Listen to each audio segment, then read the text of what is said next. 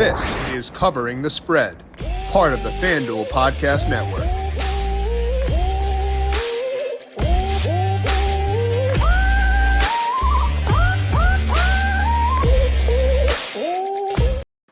It is a massive week in horse racing with the Breeders' Cup coming up this weekend. We're going to break down the Breeders' Cup with Dubs Anderson of FanDuel TV, picking his brain on this year's event, talking about the Breeders' Cup Classic and other races he likes for this week. Then I'll take a look at week number 9 in the NFL and break down where my model is showing value for this week. This is Covering the Spread right here on the FanDuel Podcast Network and FanDuel Research. My name is Jim Sanas. I am a managing editor of digital media for FanDuel Research, joined here, as mentioned, by Dubs Anderson. Check him out on Twitter at Mr. Dubs. You can find him on FanDuel TV and also on TVG. And Dubs, it is a delight to have you on the show for today. How you doing?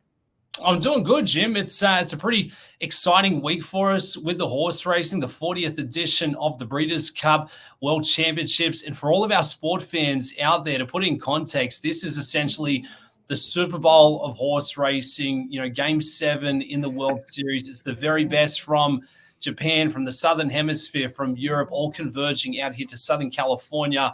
And we will play host out here at Santa Anita for a record 11th time. So it gets underway there on Friday. 2 fantastic days of racing. We've got 14 championship races in total with more than $31 million in prize purses up for grabs. So surprise, surprise, the very best in the sport trying to swoop here on Southern California. Well, you set the scene beautifully, Dub, so I appreciate that. Thank you very much for doing so there. And I feel like this has got to be an exciting time for you, too, at FanDuel TV, because the coverage this week looks like it's going to be pretty insane. So how psyched are you, from a coverage perspective for this week as well? It's been fantastic. So we've got breakfast at the Breeders' Cup, which you can catch at FanDuel Racing, and then we go all the way up until lunchtime on FanDuel TV, all the way up until Thursday, and then Friday, obviously, day 1 of the championship. So it's been fantastic. I mean, the coverage, the content has been superb. I know it's a big week for the team, but we got the very best of the best live on site from sunup at Santa Anita, breaking the latest news, every entry, every horse, everything you need to know, because it's a great sporting spectacle. For me, it's one of the probably top 3 on the sporting calendar, but it's also a great wagering couple of days to be had here for the bettors, whether you're a regular horse player, whether you're thinking, hey, maybe Thursday night football is not that fantastic for me this week, I don't have a lean or an opinion. Take a look at the horses. And the best part about it at FanDuel is you can do both. You can play any sport in the single wallet. And when I say any sport, that also includes horse racing, where you just can't find that anywhere else. So plus 300 on one of the big races there on Friday afternoon. It's the same as an anytime dinger in the World Series. So a lot of money, a lot of great chances to be had. I love it. We're going to talk to you about your favorite bets for this weekend here throughout the show for today. Talk to you about your process too and much more. But first, a quick reminder to make sure you're subscribed to Covering the Spread wherever you get your podcasts. You can find us on Apple Podcasts, Spotify, wherever you get your podcasts. You can find us. If you like what you hear, leave us a 5-star rating on Apple Podcasts or Spotify. And of course, the show is up on FanDuel TV Plus and the FanDuel YouTube page as well. Now, Dubs, we'll dive into the extra races here in just one second. But first, I want to talk to you about your overall process. We talked to Christina Blacker back in the spring about her process, but obviously everyone has a different process when it comes to betting in general, but specifically with horse racing. So what steps do you take, Dubs, before you place a bet on a race?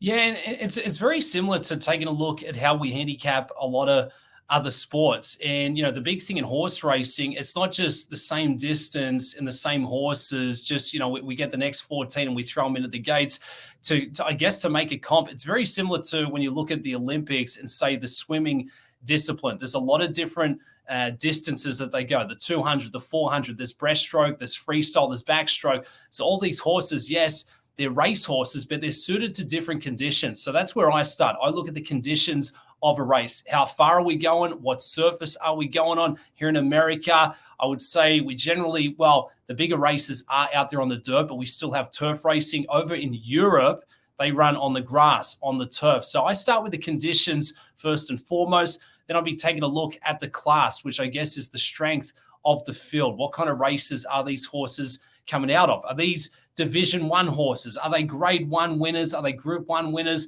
Maybe they're at Division 2 and they're stepping up to a Grade 1, trying their hand because of these big prize purses. So I try and identify the levels of class for each runner, each competitor going into the gates after we look at the conditions. And then we look at, a horse race in terms of a pace scenario. We always say, pace makes a race, the same way that we look at a script for a game on Sunday afternoon. If we think there's going to be a lot of offense, if it's going to be a bit of a track meet, you're going to favor the early speed types going the 6 furlongs. Maybe it's a test of stamina, duration, who's set up for the battle of attrition. So we look at the early speed types and try and, funnel out the way that the race will go. If there's a couple of early speed types, maybe they take each other out of the race and it opens it up late for a bit of a closer. So you really need to know the run style of each individual competitor, the conditions, the class of the race, and certainly the speed. And we do have speed figures in racing, like we have, ERAs for starting pitches and player ratings out there in the football as well. So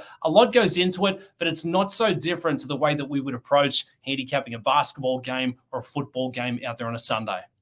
And the interesting thing about this week is that there are different conditions for different races at the Breeders' Cup. And they're at Santa Anita Park this week when they rotate venues to the Breeders' Cup. So what should people know about this track, but also this event? Because again, like I said, it's not the same for every single race they'll run on Friday and Saturday. No, and it's really tough. And I guess going back to the handicapping, form is a big thing. We look at all these factors, but form coming into the race, it's like coming in to a big game or coming into, a tournament with the golf, how they've been playing coming up there. So you want to make sure they're coming in with good form and they've got the ability, the top gear to match there. But look, Santa Anita, we'll see a bit of a mixed bag. We do have turf racing going on with the dirt as well. The international raiders will be pointed more towards the turf racing, especially coming across from Europe. You look at that course, it's going to play pretty firm there. So I think it does give some of the American horses a better chance out there at Santa Anita. On the dirt course, I think it's going to play pretty fair to the homegrown heroes, but I do think some of the Japanese runners could fare pretty well because the style of course that they race on over there in Japan on the dirt, it's a bit more sandy, it's a bit grainier, which I think is a bit more taxing. Out here at the great race place at Santa Anita, I think it could carry them a little easier and maybe they can save a bit of energy as they turn for home. So I think it could suit a couple of these Japanese runners pointed towards the big races out there on a fast course. Now, how tough is it for you as a handicapper when you're looking at this weekend where you do have to, account for the different conditions? It's the same venue, but like different conditions when you're going from race to race. Like how tough is it for you to like keep track? If you're going from the turf to the dirt, et cetera, et cetera. I just feel like for you, it's a lot to juggle all at once. Yeah, it really is. And that's the beauty of handicapping the horse racing. And it's why you get to see some massive numbers. Last year we saw a 42-1 shot coming home. We saw the prize pool for the pick 5 up around $5 million. So look, you jump in to play the ponies. You're not going to win every single race, but if you can be right on just 1 or 2 opinions throughout Friday or Saturday, you're going to have a nice little return on investment. But yes, it gets a lot murkier going through different surfaces, different distances, and especially with the international runners that we just haven't seen stack up against some of the competitors here from the States. I mean, it would be like going into a major in the golf where we've got players that haven't played on the PGA Tour showing up and go, well, they've done really well in Europe, but how's that going to translate to playing on a golf course here in the States against golfers from the tour? It's tough trying to marry the two up. And again, that's why we get such fantastic prices with the horse racing, playing the ponies at the FanDuel Sportsbook. But no, it's not easy. If I can sit higher than 50% moving through the weekend, I'll be a very happy man. And this is why we're leaning on you and not trying to do it myself, for sure, for this weekend. Now, we're going to focus on the Classic here for a second because they had the post draw for that last night. And, we were talking to Christina back in the spring. She talked about how post draw did influence some things for her in a couple of those races. Now, looking at the post draw last night for the Classic specifically, Dubs, any horses you bumped up or down based on where they drew last night? Yeah, and I guess the big news coming through there, Arcangelo got the inside draw. Arcangelo has been retired to stud. So your winner at the Belmont there, one of the star 3-year-olds, would not move ahead into the Classic. And that affects the betting because Arcangelo was considered to be one of the top betting choices. We look at the early speed of this race. Arabian Night, a superstar for one of the big names that a lot of bettors will recognize in Bob Baffert, has that early speed but gets the outside draw. So this is going to be a big ask. Now, I think the course will give Arabian Night a good chance to get in that race, but cutting across and trying to set the tone in this one, that's going to take a bit of extra energy from this star 3-year-old. So I think that actually hurts the chances. For me, looking at the field of the Classic, I'm looking for a nice inside draw, middle of the packs. We can just sort of sit one or two back, and as they turn for home, have that devastating turn of foot. And for me, I think it does point towards one of the Japanese contenders in Ushba Tesoro. Now, the Japanese runners, they've had 3 wins from 15 starters out of the 9 that they bring across towards the World Championships this weekend. I think Ushba Tesoro on this surface, on this course, is absolutely a live player. Jumps from the 8th spot, is listed at 4-1 on the morning line. I think Arabian Night will likely go off as your post-time favorite. If Ushba Tesoro is sitting around 5-1, absolute play on. And that's in the 8th spot, as you mentioned there, for Ushba Tesoro, 4-1 on the morning line right now. And I think that if we're asking about this from the perspective of the Arcangelo scratch, how much does that change things? How much value does it open up for this field, knowing that one of the best horses will not be running on Sunday or on Saturday? Absolutely. Now, Arcangelo wasn't going to set the tone in this one, but having that inside draw was absolutely going to get a nice little trip and be in that conversation. So I think it does open things up. It points towards Arabian Night, but again, not a favorable post draw coming from the outside. Ushba Tesoro, there's question marks coming across to the States. We've seen the morning works, has a lot of personality, a lot of character, has the big win, getting that score at the Dubai World Cup. And, we talk about surfaces, and this is an interesting one. Ushba Tesoro had 3 wins from 22 starts on the turf. That's not good. Goes through a surface switch, gets onto a dirt course, has rattled off 7 of the last 8. So something about running on a nice, firm, fast course, not firm, on a fast course out there on the dirt, Ushba Tesoro absolutely loves, has personality, has character, and we forget that these horses, they're athletes. They're just like any other athlete. You want an athlete who's willing to engage, who enjoys to race, and I think we're getting that with Ushba Tesoro.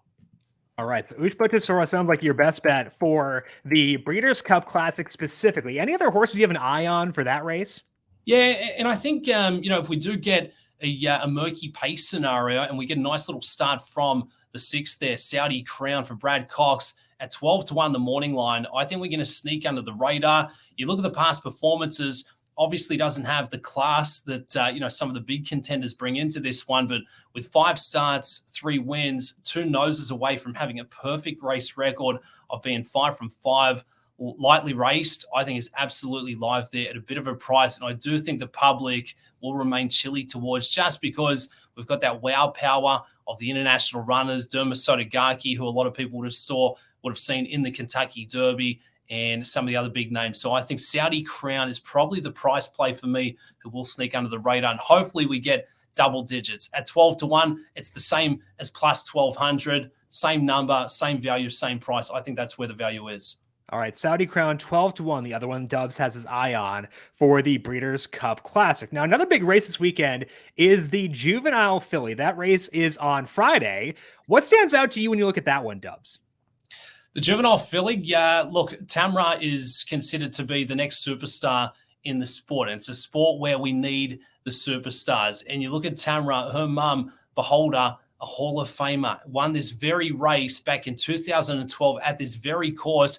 And look, there's a lot of synergy here, right? It's not every year that we stop at Santa Anita for the Breeders' Cup. It's in a record 11th time, but Beholder was a special horse, got the win in 2012, came back in 2013 at the World Championships, got another win, had a bit of adversity, had a bit of a layoff, was out of form, returns as a 6-year-old and got a 3rd score in the Breeders' Cup. And suddenly here comes Tamra for Hall of Fame trainer Richard Mandela, another big conditioner you've got to be paying attention to, has the 2 starts and has looked absolutely fantastic and is a splitting image of her mum, the Hall of Famer Beholder there. So Tamra, a lot of upside, a lot of ability, but with so much expectation, will likely go off at a pretty short price there on Friday. But the common theme for the Friday card, Future Stars Friday, is the 2-year-olds, the younger runners. A lot of these superstars we will see next year on the trail for the Kentucky Derby, for the Triple Crown. So Tamra has looked fantastic to start the career, certainly has the pedigree, has the connections. Big money Mike Smith and Mandela teaming up for this one, and from all reports has looked very, very, very strong in the morning works. And that's what you want to see. The 2-year-olds, they're the rookies. They're like playing their first couple of games in the NFL. They're trying to figure things out. The 3-year-olds, that's the glamour division. The 3-year-olds are the ones pointed towards the Triple Crown. So Tamra with a big win here, who knows, could be looking to take on the boys next year for the Kentucky Derby. Now, the odds on Tamara right now are 4-5 for the morning line odds. Is that Shortest value for price. you? What's that? It's not, especially with the younger runners. There's so much of a chance to take a big step forward, and all we can do is handicap on what we have seen through 2 starts. And a lot of these runners, maybe they haven't shown us a lot on debut, on that second career start, but 3rd start, 4th start, the big race day, they figure it out. They can take such a big step forward. So a lot of expectation for me. I want to see Tamara get it done and proceed to be one of the big superstars in the sport going into 2024. But at 4-5, even for me, that number, that price just getting a little short. If you can get even money or, slightly plus money, plus 125, I would say that's a plus on, but should be the one to beat, and it's going to get a lot of buzz out there on Friday. Now, does the presence of Tamara take away any incentive for you to bet elsewhere? Because a lot of times when you've got a horse that may be a bit overvalued, it can open up value elsewhere, but sometimes they're there for a reason. So are you looking to any other horses in this race, Dubs, or does Tamara kind of push you away? Well, it's tough. I think for me, we like a good storyline, and again, we can only bet and handicap on what we have seen, and Tamara's been very impressive with another big step forward. Will be tough to beat. So look, there's a lot of ways to jump in and play the multi-race wagers in the horse racing, pick 3s, pick 4s, pick 5s. They're essentially, pick 4 is a 4-leg parlay. You're trying to pick the winners in 4 consecutive races. That's the kind of race that I'd look at and say, hey, let's just use a single so we can keep the ticket price down. Let's go after Tamara. The perfect 3 for 3. And that's how you find value. But if I can't find a strong opinion going against, I'll ride with the favorite, because in horse racing, they do win between 30 and 34% of the time. Okay, so keep that in mind with Tamara. See if you can get even money or somewhere close to there on Friday morning for that. But for right now, probably a stay away based on what Dubs is seeing. But Dubs, we got a lot of races coming up between Friday and Saturday. So looking elsewhere for this Breeders' Cup weekend, any other horses you think might be undervalued for this week? Yeah, and there's after the Classic, I think that's probably going to be the race for me, the Breeders' Cup Turf Sprints. We get out there on a turf course where I think the bigger prices will come through. You look at this race traditionally, and it has provided some of the big numbers. And I'm looking towards a champion from last year, Caravel, one of the girls taken on the boys, went off at 43 to 1. So this was the biggest price over the 2 days there last year. And I like the form coming into this one. There's so much recency bias on how athletes do coming into a big game, to a big race. But I look at the conditions there, and I think Caravel getting back on to a firm course, a bit harder underfoot, is going to suit. So we put a line through those last 2 starts. We turn it back to last year. It was in the midst of an absolute winning spree. I think we get back to those winning ways here. So for Brad Cox, a 6-year-old mare, misdirectional, was the last mare trying to go back-to-back 2012, 2013. I think we've got a really good shot here with Caravel, and we will get a bit of a price as well. So with the 3 wins this year, I'm putting a line through those last 2. I'm looking more towards that top gear, that ability, more so than past that recent form. So Caravel, for me, in the turf sprint, one of 4 champions trying to go back-to-back. I think she's got a really good chance. All right, Caravel 4-1 on the morning line for that race. That is the turf sprint, as Dubs mentioned. And, taking into account that context, like you said, taking into account the context, I think that can get you some value there. So I like that breakdown. I like that analysis. And I like it overall, Dubs, hearing you on the air here for today. That is Dubs Anderson. Make sure you check him out on Twitter at Mr. Dubsy. Find his work and all the other fantastic work this week over at FanDuel TV. Dubs, I appreciate it. Have fun this week. Enjoy the racing, and hopefully we'll get you back on here again soon. Hey, let's see if we can bring a couple of winners home. Plus 400, playing the horses, the same as playing any other sport. You can do them both in the FanDuel Sportsbook. So I'm excited, Jim. Best of luck. Thank you, Dubs. Appreciate it. We'll talk to you again soon. That is, again, Dubs Anderson. Find him on Twitter at Mr. Dubsy. And again, a lot of stuff on FanDuel TV, FanDuel TV Plus throughout this week, TVG as well. Check out, just go to FanDuel TV on cable or go to FanDuel.com/watch to get all of the action. We're going to break down NFL week number 9 and where my model is showing value for this week here in just 1 second. But first, score early this NFL season with FanDuel, America's #1 sportsbook. Right now, new customers get $150 in bonus bets with any winning $5 money line bet. That's $150 if your team wins. If you've been thinking about joining FanDuel, there is no better time to get in on the action. The app is so easy to use. There's a wide range of betting options, including spreads, player props, totals, and more. So visit FanDuel and kick off this NFL season. FanDuel, official partner of the NFL.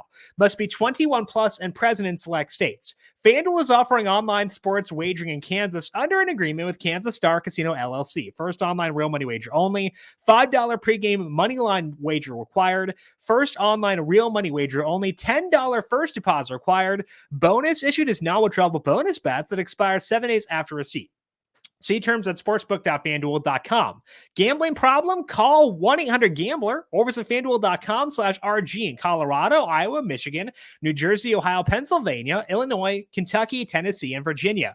Call 1-800-NEXT-STEP or text NEXT STEP to 53342 in Arizona, 1-888-789-7777. Or visit ccpg.org/chat Connecticut, 1-800-9-WITH-IT in Indiana, 1-800-522-4700. Visit ksgamblinghelp.com in Kansas, 1-877-770-STOP in Louisiana. Visit mdgamblinghelp.org in Maryland, 1-800-GAMBLER.net in West Virginia, 1-800-522-4700 or in Wyoming. Help is here. Visit gamblinghelplinema.org or call 800-327-5050 for 24/7 support in Massachusetts, or call 1-877-8-HOPE-NY or text HOPE-NY in New York. Let's dig in now to NFL week number 9, outline where my model is showing value for this week. And let's begin things with what I think is either the game of the week or the second best game of the week. That is the Bills at the Bengals. Right now, the Bengals are 2.5-point favorites. My model does show value in the Bills in this game. If you look at the look-ahead line on this game, the Bills at that time, before the Bengals took down the 49ers, was 2.5, the Bills by 2.5. And now they're 2.5-point dogs. Now, granted, moves across 0 aren't as significant as they would be if it were moving across 3 or something like that, but it's still a huge move. And I get it, because the Bengals look great in that game. And after seeing that game, I did manually boost the Bengals because their numbers earlier on this year were kind of tainted by the Joe Burrow injury. So I don't want that to overweigh what my model thinks about them. And when I make that adjustment, the Bengals are basically in line with where I had them preseason. So the preseason prior, they're effectively where they were before. But even with putting the Bengals back there, I still can't get to this number. I understand that the Bills defense is very banged up and they're not what they once were. And I think the Bengals should be able to move the ball here as a result. But this Bills offense is still cooking right now. They've looked really good recently. I know they haven't put up like a ton of points. 24 against the Bucs is nothing to write home about, but like the efficiency numbers, the underlying numbers on Josh Allen are phenomenal. So I think this game should be closer to a pick 'em. So I'll take the plus 136 in the Bills. I think that's a really good value to get here right now. So the Bills plus 136 in the money line. First place I am going for this week. Other spread bet I like for week number 9 is on the Chargers. They are facing the New York Jets on Monday Night Football. This is in East Rutherford. And Chargers right now at FanDuel Sportsbook are -3 at -115. And I want to take the Chargers here. And they're a team that's been disappointing for a very, very long time. And it's a bummer to see them underperform as much as they have. But I just don't think that should translate to being just 3-point favorites over a pretty poor Jets offense. The Jets offensive line is very banged up right now, which does put Zach Wilson under pressure more often. And if you're the Jets, I would not want Wilson under pressure. That's a situation where the rough features of Zach Wilson pop back up. Even if we narrow the focus here and look at what the Jets have done since they became less conservative with Zach Wilson, they've been putting him in fewer 3rd and long situations, more pass attempts, unfavorable situations. It's a good shift. But if we look at just those games, Wilson is still at -0.09, passing net expected points per dropback. Again, that is numberFire's EPA metric. The league average 10.0.1. It's been lower this year, but regardless, -0.09 is not a good number. It is better than what it was before, but still pretty rough. For comparison, if we look at the games for Justin Herbert without Mike Williams, he's at 0.17. So from a passing offense perspective, massive, massive edge belongs to the Chargers in this game. The Jets, pretty lucky to escape with a win against the Giants in a game where the defense played great, but the offense could not move the football. And that was against a an okay Giants defense. But regardless, I do think that this is a good spot for the Chargers. -3 is -115 at FanDuel Sportsbook. I think that makes a lot of sense. So I will go with the Chargers -3, taking on the Jets on Monday Night Football. Other two bets I like as of right now for this week are a couple of totals. First one is in the Giants taking on the Raiders game. That is a total 37.5 right now. I like the over there for this game. The over at 37.5 is -110. And look at the Giants, the defense is playing better. Definitely did play pretty well on Sunday against Zach Wilson, but they didn't just trade Leonard Williams too. So a big piece in that interior of the defensive line is now gone, and they go to play indoors. And that's a big difference for them as well versus playing outdoors in the elements against the Jets. The Raiders offense sucked last night. They were a mess. Jimmy Garoppolo could not complete a pass to save his life. It annoyed me to all end because I had the over in that game. It was awful, hideous. And that bad game will stick in our minds. But again, decent matchup here for the Raiders offense taking on the Giants defense. Sounds like Daniel Jones should be back for this game. He said on Up and Adams this morning that he is clear for contact and should be good to go for this weekend, barring any setbacks in practice. Now, Darren Waller might not be able to go, which is a bummer because it's a Darren Waller revenge game. And that would stink. And I don't think that Waller will play in this game. We should account for that for sure when trying to handicap it.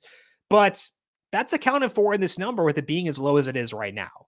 My model has this total at 40.8. So I think the over is the right way to go with it currently sitting at 37.5 with -110 on the over right now. So I will go with the over for the Giants and Raiders at 37.5 at FanDuel Sportsbook. Final total I like for this week is in the Patriots and Commanders game. And the total right now is at 40.5. That has been going up a bit because the Commanders just traded away both Montez Sweat and Chase Young. So they've traded away good defensive players and the total has gone up. I think it's gone up too much. And I want to take the under on this game. And typically when it's a total this low, you're not taking a lot of unders because you expect regression towards the mean.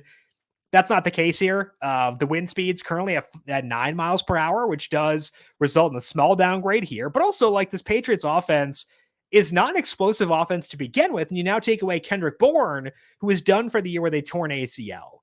The Commanders throw the football a ton. What that does is it does keep the clock from rolling, and it does lead to more overs than unders. So, like, from a composition perspective, the Commanders right now should be kind of an over-friendly team because they're a pass-heavy team with a bad defense that's getting worse via the trades of Montez Sweat and Chase Young.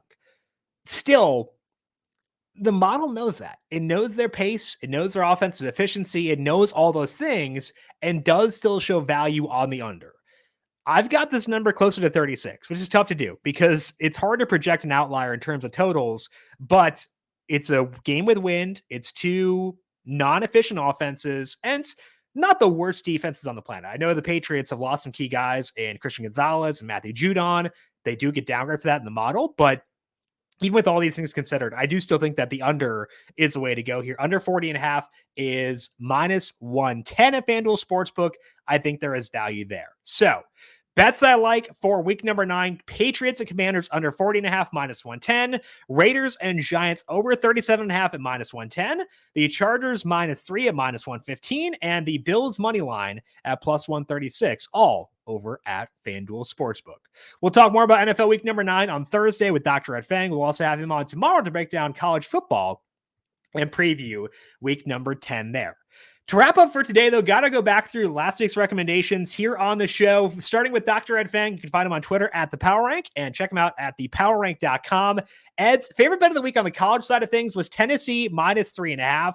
That closed at 4, so good movement there for Ed, and Tennessee got the job done. They won 33-27 to cover the 3.5 there, so win for Ed once again on the college football side of things. His NFL bet was on the Giants at +3. That was against the Jets, and that was before Daniel Jones rolled out. Kind of thought that would happen, so that didn't impact the way we viewed this game. And it pushed. Probably should have won that game. Tyrod Taylor got hurt. They nearly won a regulation, but pushed regardless. I think that was kind of the worst it could have been for Ed in that one. I agreed with him. I took that one as well. So push for that one 1-0-1 week for Ed. Again, check him out on Twitter at the Power Rank. We had JJ Zacharyson on to talk player props. Check out JJ on Twitter at Late Round QB and at lateround.com. Check him out on the Late Round Fantasy Football podcast as well. And JJ's had a great year with touchdown bets and hit another one on Sunday. That was Jacob Ferguson at plus 250, and Ferguson scored pretty much right away for the Cowboys. That's the second time this year that Ferguson has come through for JJ. So good call by JJ, getting exposure to the Cowboys in a game where they went nuts, and via Jake Ferguson at plus 250. Other bets didn't hit. Those were Brian Robinson under 40.5 rushing yards. Didn't get much volume, just 10 rush attempts, but finished with 59 yards. You have Christian Kirk over 53.5 receiving yards. A lot of elements that play there with the rain and the wind. Kirk finished with 46 rushing or receiving yards there. Other touchdown prop was Devin Singletary plus 260. Now, CJ Stroud had a goal line rushing touchdown in this game, so took away a chance there. But Singletary did keep the split backfield with Dameon Pierce, which is a big part of why JJ was on Singletary in that matchup. So the read on the situation was good for JJ, just didn't quite get the results. So nice job for JJ hitting the Jake Ferguson prop. Check him out on Twitter at LateRoundQB and find his work at LateRound.com. We had Ryan Williams on last night to preview the Lions and the Raiders game. Check out Ryan on Twitter at RyanAlexander_W. Didn't even miss on the over in this game. We both like the over. It was 46.5. It finished with 40. It's a very frustrating number. We had the over briefly with the Craig Reynolds touchdown late, but that got called back via penalty, missed field goal, a lot of red zone trips resulting in field goals instead of touchdowns. Jimmy Garoppolo missing Devontae Adams deep a couple of times. It was a very annoying under to hit, but did hit regardless. Ryan, though, made up for it. He had Sam Laporta to get 5+ receptions at plus 124. Laporta finished with 8 receptions, so easy but hit there. Ryan liked Jared Goff to throw a pick at plus 130, throw a pick 6, so that one hit as well. He talked about Josh Reynolds, over 35.5 receiving yards. Reynolds finished with 13, lost a fumble, and now the Lions today traded for Donovan Peoples-Jones. So getting some help in there to replace Josh Reynolds, maybe because Jameson Williams also not fully ready. So makes sense the ad there for DPJ going to Detroit. We both like Joey Myers. Anytime touchdown at plus 200. Myers did not score as they barely used the receivers in this game, but Ryan did have Josh Jacobs to score a touchdown at even money, which he did. So 3 hits for Ryan, all of which were at plus money, plus 124 for Laporta, plus 130 for the Goff pick, and then even money for Josh Jacobs to score last night as well. Find Ryan on Twitter at RyanAlexander_W. We'll be back with us on Monday next week. For me, I had money line or spread bets on 3 separate teams. All 3 had their quarterbacks get hurt during the game. I had the Rams at plus 165, paired with the Rams money line at plus 225. They would have lost regardless of the Stafford injuries. That's not why I lost that bet. I lost that bet because it's a bad bet. So that's not an excuse there. I had the Giants plus 3. That wound up pushing. I felt like that probably would have been a winner if Tyrod Taylor had not gotten hurt. And then there was the fiasco towards the end where the Jets get the completion, spot the ball, kick the field goal. Good job on them, honestly, for getting that done. But the Giants should not have let that happen. So that was annoying as well. And then I had the Steelers money line at plus 128. Kenny Pickett getting hurt again probably didn't influence that. So having 3 quarterbacks get hurt is not an actual excuse for losing the bets. It's more so just tilting. As far as that goes. And I mentioned before, I had the Raiders Lions over 44.5. I got that on Tuesday at minus 115. Got 2 lines of closing line, or 2 points of closing line values went up during the week. Didn't matter because of all the dumb stuff that happened. So pretty frustrating week for me on the NFL side of things. In NASCAR, we did hit the winner in the betting guide. That was 12-1 on Ryan Blaney when that went up on Tuesday. Plus 950 when we talked here. I did still show value on that, but not as big of a value as it was when we talked about it on Wednesday in the betting guide. So hopefully you got that from the betting guide on Ryan Blaney to win.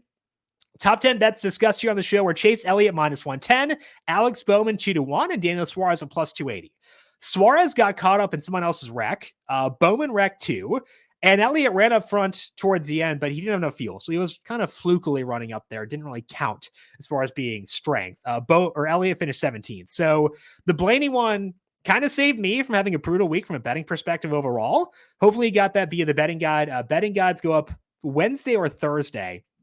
I will say, if you're listening right now, I do like Ryan Blaney to win the championship, if you can get that number. So do like Blaney again for this week if you want to try to grab that before the betting guide goes up later on this week. Just want to check quickly what the odds are at FanDuel Sportsbook for Blaney. I got plus 285 elsewhere.